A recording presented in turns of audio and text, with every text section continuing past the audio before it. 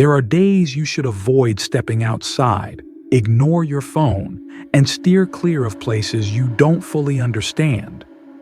And if there's one day you should stay home, it's Friday the 13th, the day when misfortune needs no reason, the day when doors that were locked tight swing wide open, the day when mirrors no longer reflect the present, and the day when passengers board a bus, but never truly get off. In today's video, you'll hear 3 stories, 3 people, 3 seemingly harmless choices that led to points of no return. Cabin number 13, the unlocked door and the man who repeats himself. The night bus and passenger, 13, who never appears on camera. An abandoned school, a breathing mirror, and a graduation ceremony not meant for the living. You may believe, or not. But if you're watching this on an actual Friday the 13th, check your mirror before you sleep, and never, ever turn around when you're alone. Welcome to Creepline, where every story is a fracture in reality.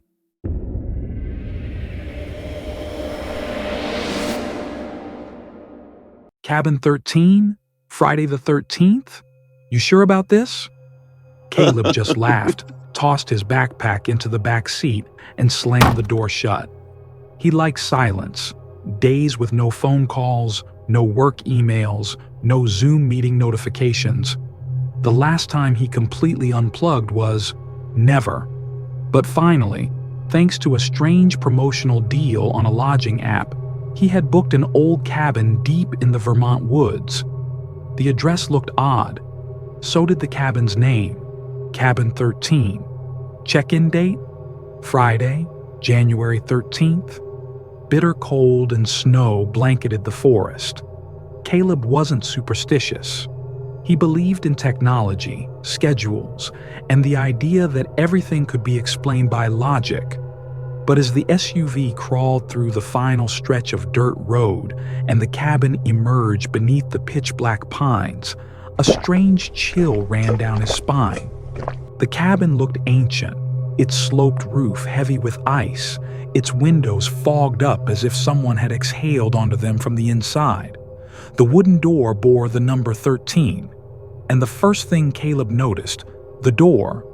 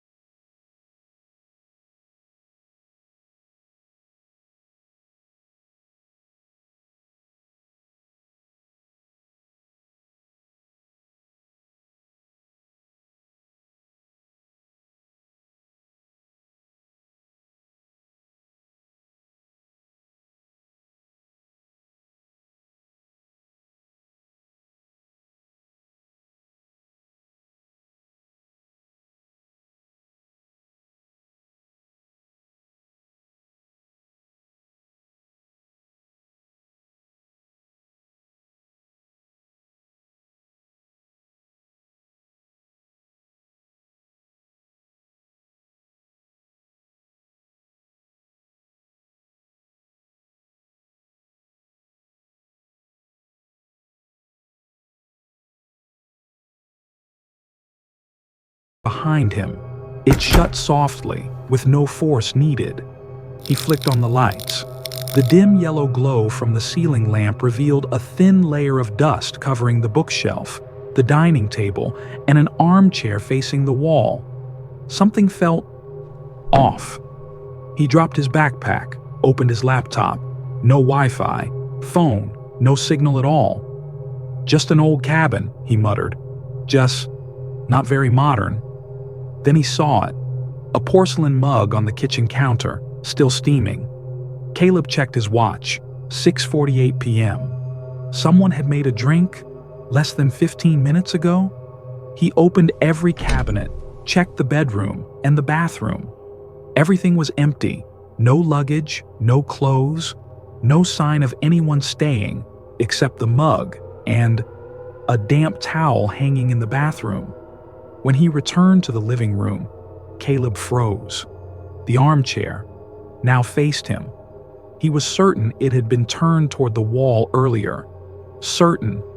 He stood still, trying not to let his imagination spiral. Then, from the corner of the room, he heard a faint sound, click, like a camera shutter from a distance. He spun around. No one there. The wind overhead thickened into steady footsteps on the roof. Snow fell softly outside the windows, but Caleb felt like the cabin itself was holding its breath. No howling wind, no branches tapping the glass. Just a dense, suffocating silence surrounded him. He checked the mug again, still warm. As he reached to pick it up, a line of text appeared on the bottom. "Don't look out the window." Like a reflex rebelling against an order, Caleb turned his head. The living room window was fogged, but there, just outside the reach of the porch light, stood a shape. Not quite human, but it had a posture, a head, a shadow. And it was looking in, straight at Caleb. His heart pounded like it would burst from his chest. He rushed to the door, locking it 3 times. Then he remembered he had never opened it. So, who had come in before? And more importantly, did they ever really leave? Caleb woke up at 3:13 a.m., heart pounding like he'd just escaped a nightmare. But no, he couldn't remember falling asleep. He hadn't turned off the lights, hadn't gotten into bed.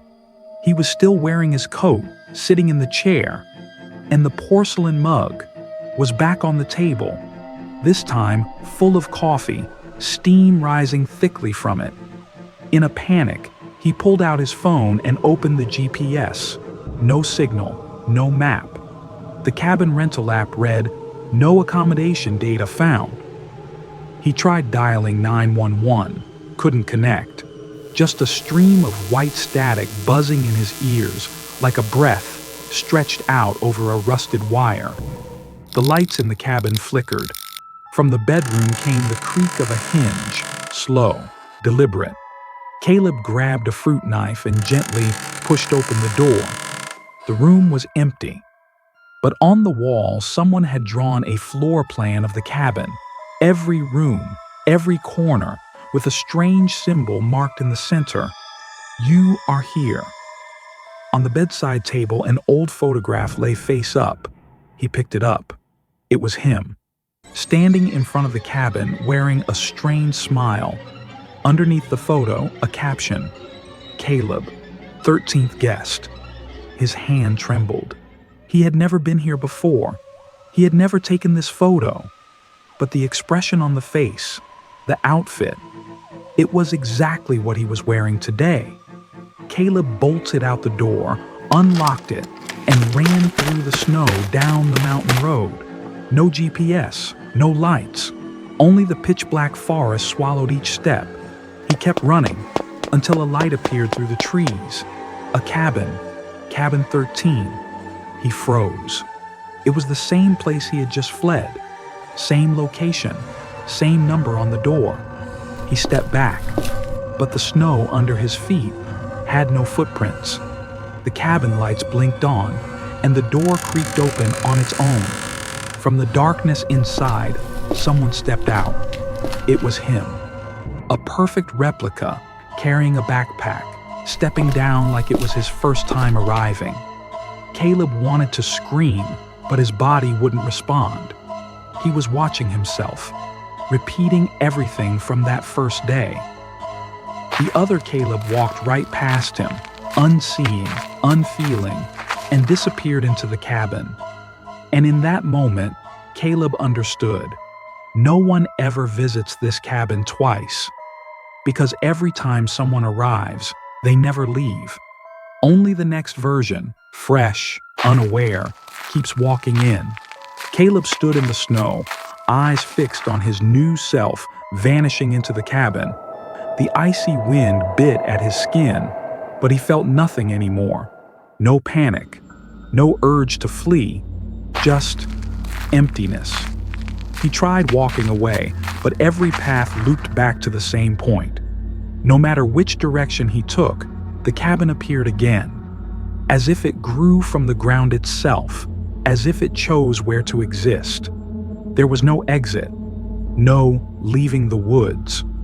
Only cabin 13, where the only thing that repeats is him. Caleb returned to the porch.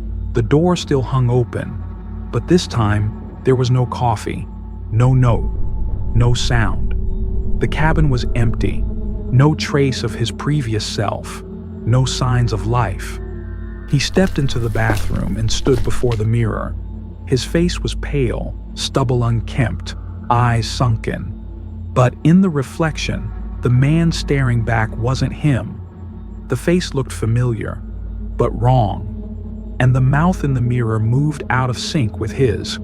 "Caleb," the mirror said. "Next time, bring better coffee." He gasped and stumbled back. The lights went out, then came back on. Caleb was sitting on the sofa, laptop on his lap. The clock read 6:48 p.m. On the table, a mug of steaming coffee. A cabin key lay on the mat next to a handwritten note. "Welcome, Caleb." Outside, his car had just arrived. The person inside stepped out, leaned on the door, and looked up at the cabin for the first time. It was Caleb, once again.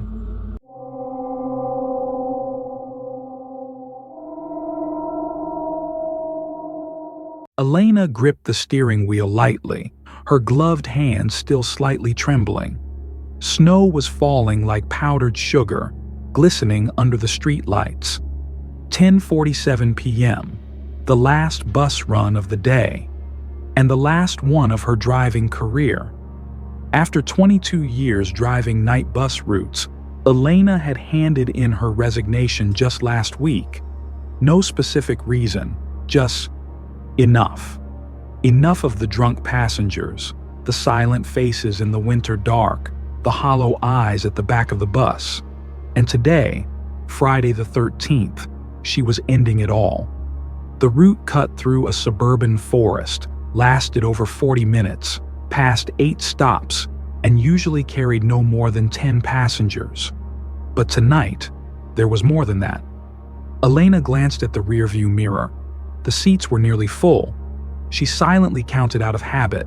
1, 2, 8, 12, 13.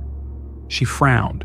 The bus only had 12 fixed seats in the back, not counting the fold-out ones. So why were there 13 people? She turned to look again. In the far back, in a dark corner where the light didn't reach, there was a motionless figure. Not clearly visible, but she was certain there was a human shape there, unmoving, unchanged since it had been boarded. She switched on the security camera monitor. Every passenger had been recorded boarding, except the last one. No face, no data, no timestamp. Elena's heartbeat skipped. She turned off the monitor, focused on the road. The next stop was approaching. She pressed the intercom, her voice slightly shaky. "Stop number 5. Let me know if you're getting off." No one moved, but in the mirror she saw the figure at the back tilt its head and smile. Elena tried to keep her hands steady on the wheel as the bus turned onto a narrow road through the woods. Darkness pressed in from both sides and the headlights barely lit a few feet ahead. Stop 5 passed without a single stir. No one got on. No one got off, except for a faint sound of footsteps from the back. She turned but only saw passengers sitting still as statues, except the window seat in the 3rd row was now empty. A woman in a red coat had been there. Elena remembered clearly. The woman had asked about her stop time as soon as she boarded. Now the seat was empty, but no one had walked down the aisle. No door had opened. Elena tightened her lips. She turned on the intercom again. "Did someone get off without telling me?" No response. The other passengers only glanced up for a second, then looked back down, frozen as if they hadn't heard anything at all. She checked the rearview mirror. The person at the very back, dimly visible in the shadows, was still sitting there, but maybe a little closer than before. Elena took a deep breath, reopened the camera footage. The monitor showed clips of each person getting on. She counted again. 1, 2, 3, only 12. The 13th person had never boarded, or was already there. The screen flickered suddenly, then froze on a frame. A view of the very back row of the bus. But now, the seat was empty. No person, no shadow, no presence. She whipped her head around. The figure was still there, clear as day. Cold sweat trickled down her spine. She slammed the brakes, stopping the bus in the middle of the road. The interior lights flickered. A few passengers let out startled cries, but the one at the back didn't react at all. Elena stood up, grabbed a flashlight, and walked slowly down the aisle. "Excuse me, sir," she called out, trying to keep her voice calm. "We're nearing the last stop. Where will you be getting off?" No response. When she reached the last seat, it was empty. Only an indentation in the cushion, like someone had just stood up seconds ago. And on the back of the seat, traced in condensation with a finger, a crooked message. "I'm not going anywhere." Elena stepped back, eyes fixed on the message traced in frost. "I'm not going anywhere." A shiver crawled down her spine. Her breath thickened, visible in the icy air. She turned around. The rows of seats were motionless. Passengers still sitting with bowed heads, silent as if nothing strange had happened. She returned to the driver's cabin, but something had changed. The view outside the windshield wasn't the same.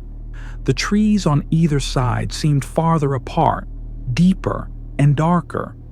The road stretched endlessly ahead, with no next stop in sight. Elena checked the GPS, completely black. No signal, no map. The clock read exactly 11:13. She pressed the intercom, but only a high-pitched static came through, like wind screaming through steel wires. Then, a voice. "Keep driving. Don't stop." It was her voice. Elena collapsed into her seat, head spinning. She tried to open the bus doors. Nothing. The automatic lock system had failed. She screamed, "Is anyone still on the bus? Does anyone see what's happening?" No response. A man in the second row slowly looked up. His eyes were sunken, lifeless. "We've all seen it," he said, his voice rough. "And then, we forget." Elena choked on her breath. "What?" He looked at her, pressed his lips together, then lowered his head as if unwilling to say more. The bus kept moving. Snow thickened on both sides. No turns, no lights. Elena looked into the rearview mirror. The person in the back seat had returned. That same figure sitting perfectly still. But this time, they weren't looking at the floor. They were staring straight into her eyes, and then, slowly, very slowly, lifted a hand and pointed to the small mirror above her. Elena glanced up reflexively, her face reflected in the mirror, but not quite the same. The face in the glass was smiling, its eyes hollow, and the mouth began to move, but not in sync with her own. "He's there," the reflection said. "He's always been there. And now, it's your turn." Elena jumped up, turned the wheel, and tried to make the bus turn around. But the road had vanished. No curves, no white lines, only a pitch-black corridor stretching into forever. She slammed the brakes. Nothing. The dashboard clock spun backward. 11:13, 11:12, 11:11. At that moment, all the lights on the bus cut out. The ride was swallowed by darkness. When Elena opened her eyes, the bus was empty. No passengers, no sound. Only the wind whistling through the door frame. Steady, rhythmic, like the breath of something vast and unseen. She sat in the driver's seat, her head pounding. The camera monitor was still on, but showed no new footage past 11:13. just an image of the empty rows of seats, no trace of the man in the back. She stepped off the bus. All around her was the deserted parking lot of the final stop, the place she had ended every shift for the past 2 decades. But this time, no other vehicles, no staff, no street lights, only a loosely hanging wooden sign, "Stop 0, a new beginning." She checked her phone. The time displayed 10:47 p.m., Friday the 13th, again. Exactly the moment she had started the ride the night before. Elena turned. Bus number 306 was still parked there. Engine silent, door ajar. The digital sign on the front read, "Final route, no return." From a distance, someone approached. It was her. An exact version of herself, slightly younger, with eyes still carrying fatigue, but untouched by fear. That woman adjusted her cap, walked briskly toward the bus like it was just another shift. Elena, the real one, stood still. No one could see her. No one could touch her. Somehow, she no longer belonged here. She watched herself board the bus. The door closed, and from inside, in the very last seat, a shadowy figure began to lift its head again. Once more. It was Friday. Again, the 13th.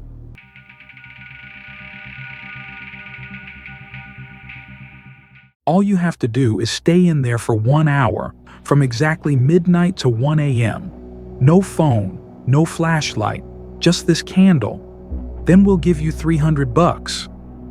Danny looked at the white candle in his hand, then glanced toward the crumbling building behind the rusted fence, St. Bartholomew High School, shut down since 1999 after the mass disappearance the media never really explained. 1 hour. That's it. 17 years old, stubborn, reckless, and in need of cash. Danny nodded. Friday, October 13th. Cold wind howled through the night. Broken windows shimmered in the moonlight. The school looked like an unburied corpse, just waiting for someone to open its eyes. Danny climbed the fence and pushed open the rotting wooden door. Inside was unnaturally cold, not the kind of cold from weather, but a chill that seeped from the walls, from cracked tiles, from things no longer living.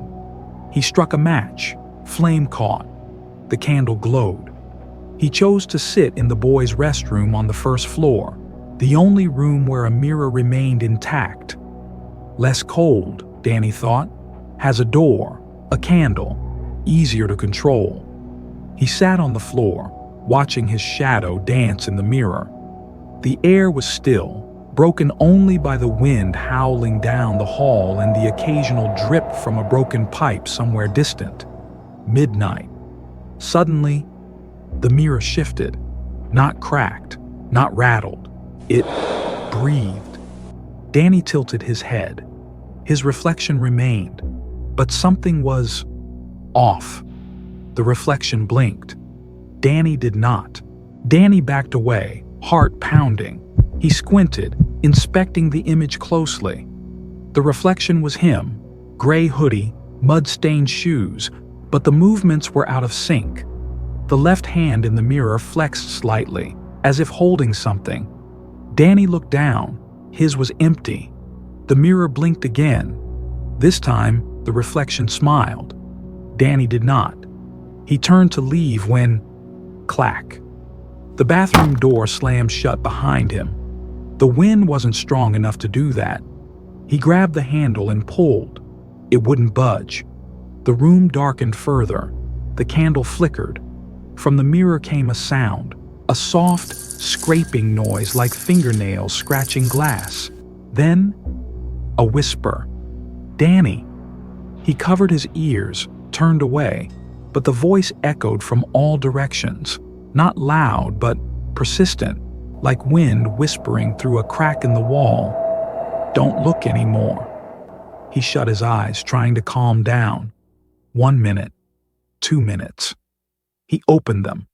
The mirror was still there, but the reflection had changed. No longer Danny. Now it was a blurry image. Long hair, old school uniform, a backpack from the 90s, another student, face unclear. He recognized it. The uniform from St. Bartholomew before it shut down. The year 1999, the year 17 students and one teacher vanished without a trace. No bodies, no explanations. Danny backed into the sink. A fine crack split the mirror, but from the inside. No impact. Like the crack had come from someone tapping within the mirror, trying to get out. The candle went out. All the overhead lights exploded at once, with a sharp, deafening crack that echoed down the hallway. The room plunged into darkness. And in that darkness, Danny heard something strange. The sound of a school bell, clear, precise, as if the school had never been abandoned. The bathroom door burst open, but outside wasn't the ruined hallway anymore. Danny now stood in a clean, brightly lit corridor of St. Bartholomew High School, as if he'd stepped back into 1999. And he was the only one not wearing a uniform. Danny stood frozen in the brightly lit hallway, feeling as though he'd been pulled out of reality and dropped into an old memory. Yet everything felt disturbingly vivid. The desks were clean. The bulletin board still bore a poster reading Prom Night 1999, classroom doors slightly ajar, the sound of pens scribbling and quiet laughter, the sounds of a school still alive. Only one thing was wrong. No one noticed Danny. He walked past a group of students chatting at their lockers. No one looked. No one greeted him. A girl accidentally walked straight through him, and Danny's skin went cold, as if he'd just touched a layer of air soaked in memory. At the end of the hallway, the auditorium doors were wide open. A yellow light spilled out, dreamlike. Danny stepped inside. On stage was a simple graduation setup, a few neatly stacked diplomas, an old microphone, and a dusty banner behind it. Congratulations, class of '99. In the audience sat students in old uniforms, faces blurred like water-stained paintings. But Danny knew. These were the 17 students who went missing that year. One person stood, the homeroom teacher, half of his face hidden in shadow, but his voice rang out clearly. "We have a new student today." The entire auditorium turned. In unison, pale faces, eyes dark as voids, all staring directly at Danny. "Come on up, dear," the teacher said. "Don't be shy." Danny stepped back, but the exit was gone. The doors to the auditorium were now a solid brick wall. No handles, no seams. Graduation music began playing, warped, slow, as if being played in reverse. On the table lay a diploma already labeled Daniel Keene. Danny froze. That name, his birth name, never used. Only his parents called him that. On old paperwork, on his birth certificate dated 1999. The auditorium lights cut out. In the darkness, a whisper in his ear. "We're the same, Daniel. We were all left behind." Danny woke up amid rubble. The candle beside him had nearly burned out.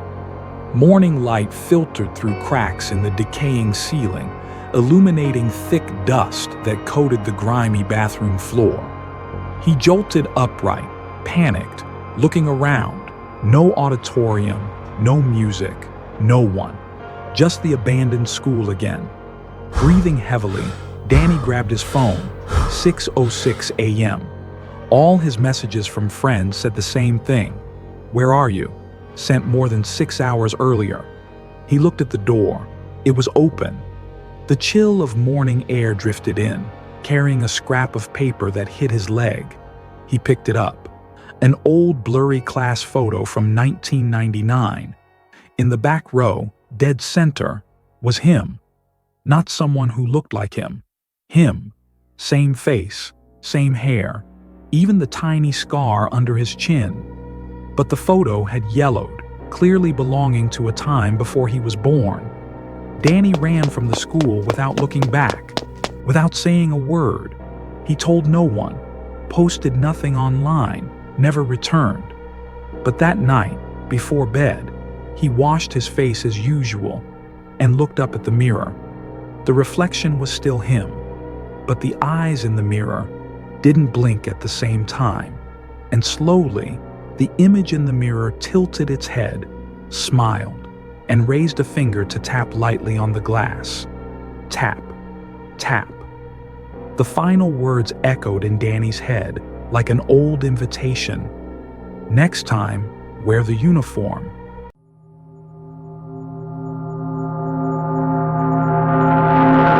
Some days seem perfectly ordinary, but with just one wrong choice, you could fall into a loop with no escape. Friday the 13th is one of those days, a day when an old cabin hidden deep in the woods is never truly empty. A day when a strange passenger rides the night bus, yet never actually boards. And a day when the mirror in an abandoned school begins to reflect things that don't belong to the present. In today's video, you've heard 3 true stories, strange, deeply unsettling, and unforgettable, each taking place on what's considered the unluckiest day of the year. Don't forget to hit subscribe, not just to stay updated with the latest horror videos, but as a way to help me keep telling the fears others are too afraid to speak of. Every subscription is a silent thank you, a nod in the middle of the night, a sign that someone out there is still listening. Thank you for being here. And now, get ready to enter the first story.